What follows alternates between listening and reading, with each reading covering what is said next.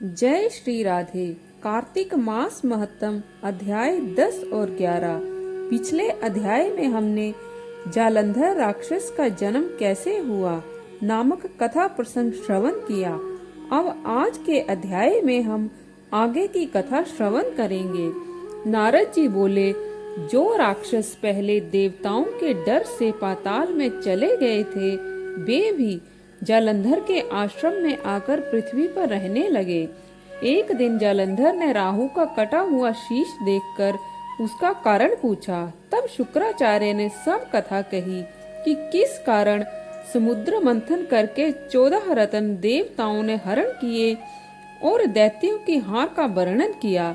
अपने पिता समुद्र का मंथन सुनकर वह बहुत क्रोधित हुआ। वह बहुत क्रोधित हुआ और घसमर नाम का दूत स्वर्ग भेजा। उस घसमर नाम के दूत ने इंद्र की सभा में जाकर कहा, मैं संपूर्ण दैत्यों के स्वामी जालंधर का दूत हूँ। उन्होंने कहा है कि तुमने उनके पिता समुद्र का मंथन करके जो रत्न प्राप्त किए हैं, उन्हें शीघ्र वापिस कर दो। इतना सुन क्रोधित होकर इंद्र बोले, हे दूत, सागर ने मेरे शत्रु पर्वत को तथा बहुत से दैत्यों को अपने अंदर छुपा लिया था। सागर के पुत्र शंखासुर ने भी वही शरण ली थी। इसी कारण हमने समुद्र मंथन किया है। जब दूत ने ये सब समाचार जालंधर को सुनाया, तब क्रोध से कांपता हुआ और देवताओं को जीतने का विचार किया। अतः करोड़ों शुंभ निशुंभ आदि सभी दैत्य राज सेना लेकर आ गए और उन्होंने स्वर्ग में नंदन वन पर अधिकार कर लिया। तब देवता भी अस्त्र शस्त्रों से सुसज्जित होकर अमरावती से बाहर निकले और देवता और असुरों का युद्ध शुरू हो गया। दोनों ओर के योद्धाओं के मरने से खून की धारा बहने लगी तथा रणभूमि लाल हो गई। युद्ध में मरे दानवों को मृत संजीवनी विद्या के प्रभाव से शुक्राचार्य ने जीवित कर दिया।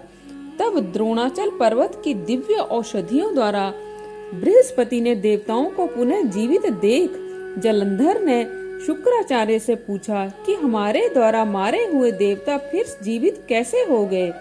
आपकी यह मृत संजीवनी विद्या तो अन्यत्र सुनी ही नहीं गई।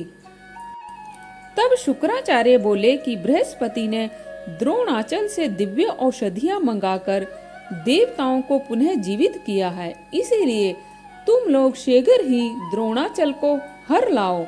नारद जी बोले, दैत्यराज यह बात सुनकर द्रोणागिर को उठाकर समुद्र में फेंक आया और फिर युद्ध में आ गया। संग्राम में मरे देवताओं को देखकर बृहस्पति जी फिर द्रोणाचल के पास गए, परंतु उन्होंने देखा कि द्रोणाचल को दैत्य हर ले गए हैं। यह जानकर बृहस्पति भय से व्याकुल हो गए और बोले, भागो भागो, ये महादैत्य जीता नहीं जा सकता, क्योंकि यह रुद्र के अंश से उत्पन्न हुआ है। इंद्र के उपद्रव करने से यह बना है। बृहस्पति की बात सुनकर देवता भय से विचलित होकर 10 दिशाओं में भाग गए। सागर पुत्र जालंधर ने देवताओं को भागता देख शंख ध्वनि के साथ अमरावतीपुरी में प्रवेश किया। उसके वहां जाने से इंद्र आदि देवता पीड़ित होकर सुमेरु पर्वत की गुफाओं में चले गए। इस प्रकार देवताओं को जीत वहां राज्य करने लगा। उसने शुंभ निशुंभ असुरों को अलग अलग स्थान पर नियुक्त कर दिया और स्वयं सुमेरु पर्वत की ओर चला गया। नारद जी बोले, इंद्र आदि देवता दैत्यों को वहां आता देख भय से कांपने लगे और विष्णु भगवान की स्तुति करने लगे। हे मच्छकच्छ आदि रूप धारण कर भक्तों के दुख दूर करने वाला, ब्रह्मा विष्णु शिव आदि रूप में संसार का पालन व संहार करता, शंख चक्र गदा पद्म और खड्ग धारण करने वाले आपको प्रणाम है। हे असुर संहारक गरुड़ वाहन पीतांबर धारण करने वाले शरणागत भयहारी आपको नमस्कार है।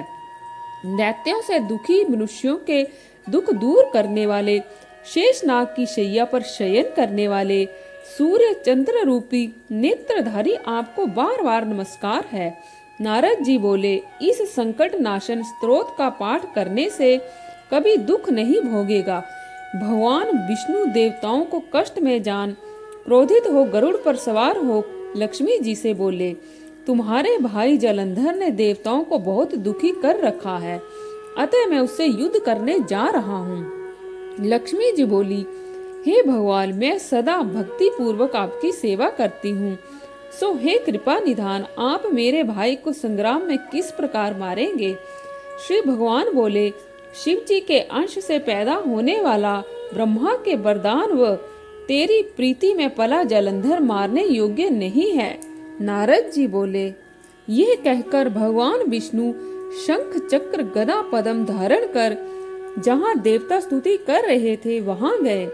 इसके बाद अरुण के छोटे भाई गरुड़ के पंख से उड़ी हवा और बबला से उड़ाए गए दैत्य आकाश में मेघों की भांति भ्रमण करने लगे। तब जलंधर ने दैत्यों का दुख जान स्वयं क्रोध में भरकर आकाश में विष्णु के पास गया।